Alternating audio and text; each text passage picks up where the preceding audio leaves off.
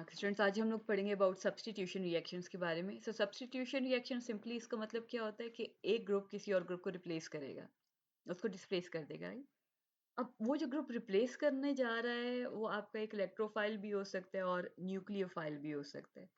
तो इलेक्ट्रोफाइल क्या होता है? इलेक्ट्रोफाइल कोई भी ऐसी स्पीशी है जो कि इलेक्ट्रॉनिकली डेफिशिएंट है, राइट? उसके पास इलेक्ट्रॉनिक डेंसिटी कम है।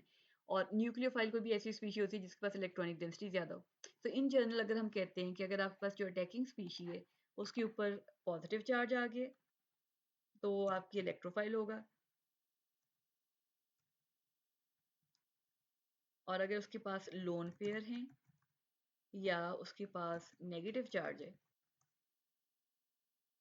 राइट, नेगेटिव चार्ज है, देन उस सूरत में वो न्यूक्लियोफाइल होगा,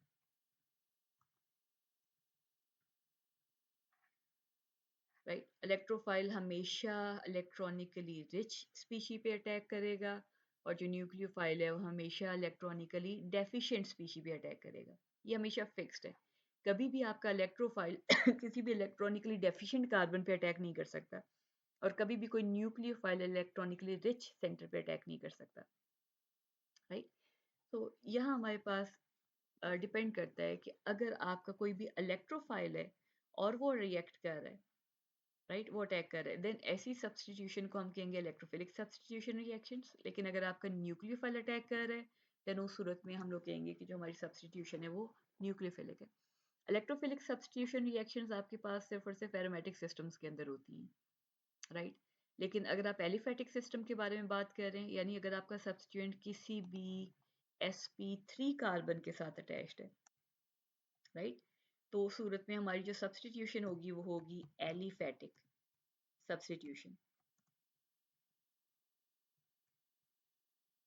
राइट। और एलिफैटिक सब्स्टिट्यूशंस में हमेशा जो सब्स्टिट्यूशन होती है वो न्यूक्लियोफिलिक होती है, कभी भी इलेक्ट्रोफिलिक नहीं होती। तो ये बात आपने याद रखनी है कि electrophilic substitution reaction aromatic systems पे होती हैं, और अगर आपने जो है वो किसी भी एलिफैटिक सिस्टम के ऊपर सब्स्टिट्यूशन करनी है तो वो हमेशा न्यूक्लियोफिलिक होएगी, राइट। यानी हमारे पास कोई भी इलेक्ट्रॉनिकली रिच सेंटर है वो अटैक करेगा। अब यहाँ हमारे पास फिर दो चीज़ें आ जाती हैं जब आपने सब्स्टिट्यूशन करनी है। एक तो हमारा न्यूक्लियोफाइल है जिसने अटैक करना है, राइट, ये हमारा न्यूक्लियोफाइल है जिसने अटैक करना है, और ये हमारी सबस्ट्रेट है जिस पे अटैक होगा। अब सबस्ट्रेट में हमारे पास अगेन दो पार्ट्स हैं। एक वो कार्बन है जिसके ऊपर अटैक होना है, और ये कार्बन मैंने आपको बता दिया था न्यूक्लियोफाइल हमेशा डेफिशिएंट पे अटैक करता है, तो ये कार्बन डेफिशिएंट होना चाहिए। और ये क्यों डेफिशिएंट होएगा? क्योंकि इसके साथ एक ग्रुप ऐसा है जो कि इलेक्ट्रोनेगेटिव है, वो अटैच्ड है। अब जब आपके पास कोई भी न्यूक्लियोफाइल इस डेफिशिएंट कार्बन पे अटैक करेगा तो ये जो आपके पास इलेक्ट्रोनेगेटिव एटम है इसको लीव करना है, ये जाना है। सो हमारे पास तीन चीज़ें हो गई हैं। न्यूक्लियोफाइल है, उसने इलेक्ट्रॉनिक डेफिशिएंट कार्बन पे अटैक करना है, और तीसरा हमारा लीविंग ग्रुप है जिसने लीव करना है। तो हमारे पास जो कार्बन है उसको सफिशिएंटली डेफिशिएंट होना चाहिए, राइट, ताकि न्यूक्लियोफाइल अटैक कर सके। लीविंग ग्रुप को अच्छा होना चाहिए ताकि वो जा सके, और न्यूक्लियोफाइल को स्ट्रांग होना चाहिए ताकि वो अटैक कर सके। ये तीन चीज़ें हमारे पास होनी चाहिए। अब नॉर्मली हम क्या कहते हैं कि अगर आपने इन जनरल कोई भी सब्स्टिट्यूशन रिएक्शन करवाना है तो हमारे पास जो फैक्टर्स हैं उनमें सबसे पहला फैक्टर है बॉन्ड स्ट्रेंथ का, कि आपके पास आर और एक्स की बॉन्ड स्ट्रेंथ कैसी है, क्या वो ज़्यादा स्ट्रॉन्ग तो नहीं है। अगर आपकी आर और एक्स की बॉन्ड स्ट्रेंथ ही इतनी स्ट्रॉन्ग है देन उस सूरत में हमारा रिएक्शन नहीं होएगा, क्योंकि जो एक्स है वो जाएगा ही नहीं, वो ऑलरेडी इतना स्टेबल है कि उसने स्ट्रॉन्ग बॉन्ड बनाया हुआ है, राइट। लेकिन इन केस अगर आपका आर और एक्स बॉन्ड वीक है देन उस सूरत में रिएक्शन बहुत फास्ट होगा। फर्दर मोर जब रिएक्शन हो जाएगा उसके बाद आपके पास जो आपका आर और वाई है उसकी बॉन्ड स्ट्रेंथ को स्ट्रॉन्ग होना चाहिए, राइट। यानी अगर आपने रिएक्शन करवाना है देन आर एक्स को वीक होना चाहिए, लेकिन आफ्टर प्रोडक्ट फॉर्मेशन आपके जो पास जो आर वाई, वाई हम इसको न्यूक्लियोफाइल को कह रहे हैं, कोई भी हमारा अगर न्यूक्लियोफाइल सपोज हम इसे कह रहे थे वाई, राइट। तो जो हमारे पास आफ्टर प्रोडक्ट फॉर्मेशन है आर और वाई के बॉन्ड को स्ट्रॉन्ग होना चाहिए। तो आइडियली आर एक्स वीक होगा और जो आर वाई है वो स्ट्रॉन्ग होगा। सपोज इन केस हम कहते हैं कि आर वाई एक वीक बॉन्ड है, यानी जो हमारे पास प्रोडक्ट बनी है उसमें आर और वाई का बॉन्ड ही वीक है, देन उस सूरत में क्या होगा कि जो हमारा लीविंग ग्रुप था जो चला गया तो दोबारा से अटैक करेगा और रिएक्टेंट फॉर्म कर देगा। तो इसलिए जब भी आपने सब्स्टिट्यूशन रिएक्शन करवानी है आपने हमेशा याद रखना है कि हमारे पास जो आर एक्स का बॉन्ड है यानी जो कार्बन है और जो लीविंग ग्रुप है उसका बॉन्ड वीक होना चाहिए, और जो R और Y है उसका bond after product formation strong होना चाहिए। तो एक तो हमारे पास ये वाला फैक्टर होता है बॉन्ड स्ट्रेंथ का। दूसरी चीज़ होती है हमारा न्यूक्लियोफाइल कैसा है। तो न्यूक्लियोफाइल जो है यानी जो हमारा वाई ग्रुप है, इसके पास इलेक्ट्रॉनिक डेंसिटी ज़्यादा होनी चाहिए, और सेकेंडली इसको हार्ड होना चाहिए। ठीक हो गया। थर्ड चीज़ हमारे पास होती है लीविंग ग्रुप। लीविंग ग्रुप जो है वो आफ्टर लीविंग स्टेबल होना चाहिए। तो कोई भी चीज़ अगर आफ्टर लीविंग स्टेबल है, उसमें एक चीज़ बहुत कॉमन होती है कि वो हमेशा लार्ज साइज़ का होता है।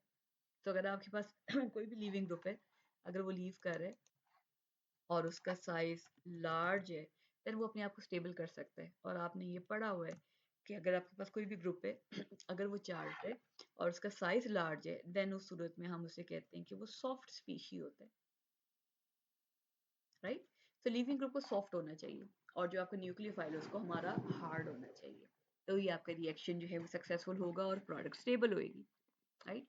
एक और चीज़ जो हमने लास्ट टाइम भी पढ़ी थी, हम रिवाइज कर लेते हैं कि इन केस अगर आपका लीविंग ग्रुप इलेक्ट्रॉनिकली रिच है, देन ऐसे लीविंग ग्रुप को क्या कहते हैं, ये न्यूक्लियोफ्यूज है, राइट। तो हम लोग कहते हैं सब्स्टिट्यूशन रिएक्शन में कि आपका जो फ्यूज है, जो न्यूक्लियोफ्यूज है, इट शुड बी सॉफ्ट, और जो न्यूक्लियोफाइल है इट शुड बी हार्ड। तो अगर आप इस तरह के कम्बिनेशन सेट करेंगे तो फिर आपके पास सब्स्टिट्यूशन रिएक्शन हो जाएंगे। तो सब्स्टिट्यूशन रिएक्शन में होगा क्या नॉर्मली, इन जनरल अगर आप रिएक्शन लिखना चाह रहे हैं तो हमारे पास ये आर एक्स है जो कि हमारी सबस्ट्रेट है, इसमें आर हमारा डेफिशिएंट कार्बन है, एक्स हमारा लीविंग ग्रुप है, वाई आपका न्यूक्लियोफाइल है जिसने अटैक करना है। अब होगा कि अल्टीमेटली एक्स ग्रुप लीव कर जाएगा, तो ये ग्रुप हमारा लीव कर गया, और वाई जो है इसके साथ अटैच हो जाएगा। तो इन जनरल ये सब्स्टिट्यूशन रिएक्शंस होते हैं। अब वेदर आपके पास जो वाई ग्रुप है वो एक ही स्टेप में अटैच हो रहा है, एक से ज़्यादा स्टेप में अटैच हो रहा है, क्या मैकेनिज्म फॉलो हो रहा है, उस लिहाज से हम सब्स्टिट्यूशन रिएक्शन को कहते हैं। इसकी डिफरेंट टाइप्स हैं। एक होता है हमारे पास SN1 रिएक्शन, एक होता है SN2, एक को हम कहते हैं SN आयन पेयर, या हम इसको SNI भी कह देते हैं, राइट। तो आप चाहे इसको SN आयन पेयर कहें या SNI कहें, दोनों का मतलब सेम होगा। और उसके बाद फिर हमारे पास होते हैं SN1 prime, SN2 prime, SNI prime. जहाँ भी प्राइम आ जाएगा, प्राइम हम इस डैश को कह रहे हैं, राइट। जहाँ भी प्राइम आएगा इसका मतलब दो चीज़ें होंगी। नंबर एक चीज़ होगी, इसका मतलब ये होगा कि यहाँ हमेशा एलेलिक रीअरेंजमेंट हो रही है, राइट। जो आपकी सबस्ट्रेट है वो एलेलिक है। तो कहीं भी अगर एलेलिक सबस्ट्रेट आ जाती है, देन उस सूरत में हमारे पास जो मैकेनिज्म होगा वो प्राइम वाला होगा। लेकिन अगर आपका सबस्ट्रेट एलेलिक नहीं है, देन उस सूरत में हमारे पास जो सबस्ट्रेट है, जो मैकेनिज्म है वो प्राइम के बगैर वाले होंगे। यानी SN1, SN2, SNI, ये तीनों मैकेनिज्म ऐसे हैं जिसमें हमारे पास एलेलिक सबस्ट्रेट नहीं है। तो एलेलिक सबस्ट्रेट होती क्या है बेसिकली, हमारे पास ये डबल बॉन्ड है, और डबल बॉन्ड के साथ कोई भी ग्रुप अटैच्ड है डायरेक्टली। अब ये जो ग्रुप डायरेक्टली अटैच्ड है ये वाइनाइलिक है, राइट। तो ये जो ग्रुप होगा हमारे पास ये वाइनाइल ग्रुप है। लेकिन इन केस अगर आपके पास एक डबल बॉन्ड है और डबल बॉन्ड के साथ एक कार्बन अटैच्ड है, इस कार्बन के साथ कोई ग्रुप अटैच्ड है, अब ये जो हमारे पास सबस्ट्रेट बनेगी ये एलेलिक है, राइट। तो अगर हमारे पास सब्स्टिट्यूशन एलेलिक के ऊपर हो रही है, देन उस सूरत में हमारे पास जो सब्स्टिट्यूशन होगी इसके मैकेनिज्म को हम प्राइम नंबर से शो करते हैं, यानी SN1 prime, SN2 prime, SNI prime. लेकिन इन केस अगर आपके पास सब्स्टिट्यूशन विनिलिक सॉरी एलेलिक नहीं है, देन उस सूरत में सब्स्टिट्यूशन को हम लोग सिंपल कहेंगे SN1, SN2 और SNI। तो यहाँ हमारे पास S stands for substitution, N stands for nucleophilic. 1 या 2 इंडिकेट करता है कि आपका जो रेट ऑफ रिएक्शन है वो किस पे डिपेंड कर रहा है। अगर आपका रेट ऑफ रिएक्शन सिर्फ एक मॉलिक्यूल पे डिपेंड करेगा, देन उस सूरत हम कहेंगे SN1 है। लेकिन अगर आपका रेट ऑफ रिएक्शन दो मॉलिक्यूल्स पे डिपेंड कर रहा है, देन उस सूरत में हम कहेंगे वो SN2 है। SNI को हम लोग थोड़ा सा बाद में देखेंगे कि इसके केस में क्या होता है। तो आज हम लोग देख रहे हैं about only SN1 mechanism. SN1 क्या होगा, SN1 stands for substitution nucleophilic unimolecular. Unimolecular हम इसलिए कह रहे हैं क्योंकि इसका जो रेट ऑफ रिएक्शन है वो सिर्फ एक मॉलिक्यूल पे डिपेंड करेगा, और वो मॉलिक्यूल हमारी सबस्ट्रेट होगी, राइट। अगेन इस जनरल रिएक्शन को अगर आप देखिएगा, ये हमारी सबस्ट्रेट है। तो अगर आपका रेट ऑफ रिएक्शन सिर्फ इसी सबस्ट्रेट के ऊपर डिपेंड कर रहा है, देन ऐसे रिएक्शंस को हम कहेंगे कि यूनिमोलिक्यूलर रिएक्शंस हैं। हमेशा दो स्टेप्स होंगे यूनिमोलिक्यूलर रिएक्शंस के, और इन सब में हमेशा कार्बोकेटाइन लाजमी बनेगा एज एन इंटरमीडिएट। तो SNI की जो है वो 3 चीज़ें होंगी। नंबर 1 क्या होगा, यूनिमॉलिक्यूलर हो गई, यानी आपका रेट ऑफ रिएक्शन सिर्फ एक मॉलिक्यूल पे डिपेंड करेगा। सेकंड 2 स्टेप प्रोसेस होगा और हमारे पास जो तीसरी चीज़ इसमें कार्बोकेटाइन बनेंगे। तो जब आपने SN1 सब्स्टिट्यूशन मैकेनिज्म्स करवाने होते हैं, तो उसके लिए जो हमारे पास सबस्ट्रेट होती है, यानी जिस पे रिएक्शन होना होता है, वो सबस्ट्रेट हमेशा कोई भी टर्शरी अल्काइल हैलाइड होती है, राइट। तो हमारी सबस्ट्रेट है वो टर्शरी होगी, यानी जो भी लीविंग ग्रुप अटैच्ड है वो ऐसी कार्बन के साथ होगा जो कार्बन मजीद 3 कार्बन के साथ अटैच्ड है। अब ऐसा क्यों हो रहा है? वजह ये है कि ये जो हमारे पास टर्शरी सबस्ट्रेट है, अगर इसका लीविंग ग्रुप लीव कर जाए तो जो कार्बोकेटाइन बनता है वो प्लेनर होता है, और जो कार्बोकेटाइन है टर्शरी कार्बोकेटाइन वो मोस्ट स्टेबल होता है, राइट। तो सिंस टर्शरी कार्बोकेटाइन स्टेबल होते हैं, इस वजह से टर्शरी कार्बोकेटाइन का बनना बहुत फास्ट होता है। अब यहाँ इससे कोई फर्क नहीं पड़ता कि जो आपका न्यूक्लियोफाइल आ रहा है वो स्ट्रॉन्ग है या वो वीक है, डेफिनेटली आपका लीविंग ग्रुप तो लीव कर जाएगा।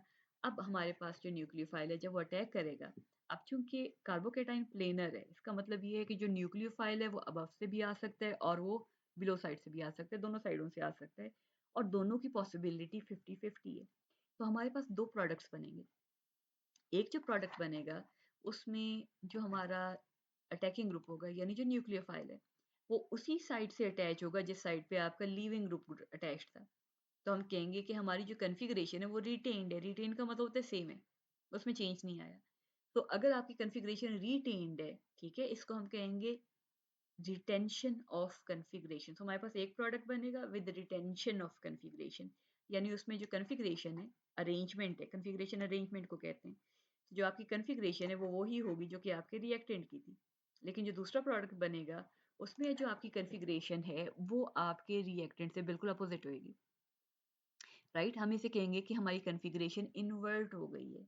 इसे हम कहते हैं इन्वर्जन ऑफ कन्फिग्रेशन, राइट। और इन्वर्जन ऑफ कन्फिग्रेशन को हम वाल्डन इन्वर्जन भी कहते हैं। तो SN1 जब भी कहीं रिएक्शन होगा, एक तो इसमें होगा कि यूनिस्टेप सॉरी टू स्टेप मैकेनिज्म होगा, कार्बोकेटाइन हमेशा बनेगा, कार्बोकेटाइन प्लेनर होगा, as a result up side और डाउन साइड दोनों से अटैक की पॉसिबिलिटी 50-50 है।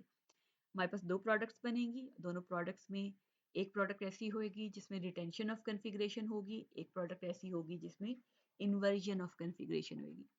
तो अगर हमारे पास यहाँ कायरल सेंटर होता, क्योंकि हमारे पास अभी यहाँ कायरल सेंटर नहीं है, लेकिन अगर ये कायरल सेंटर होता तो हमारे पास दो एनेंटियोमर्स बनते,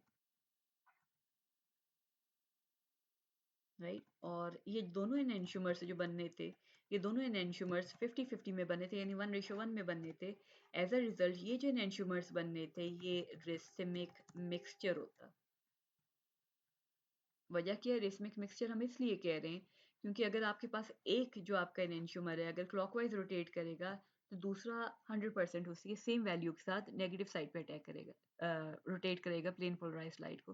तो अगर एक आपका डेक्स्ट्रो रोटेटरी है तो दूसरा आपका प्रोडक्ट लीवो रोटेटरी होगा, दोनों इक्वल अमाउंट्स में बनेंगे। इस वजह से हमारा जो रिएक्शन मिक्सचर होगा वो रेसमिक मिक्सचर होगा और उसकी ऑप्टिकल रोटेशन 0 होगी। तो ये है SN1 रिएक्शन। अगर आपको इसके बारे में कोई क्वेश्चन है तो आप पूछ सकते हैं।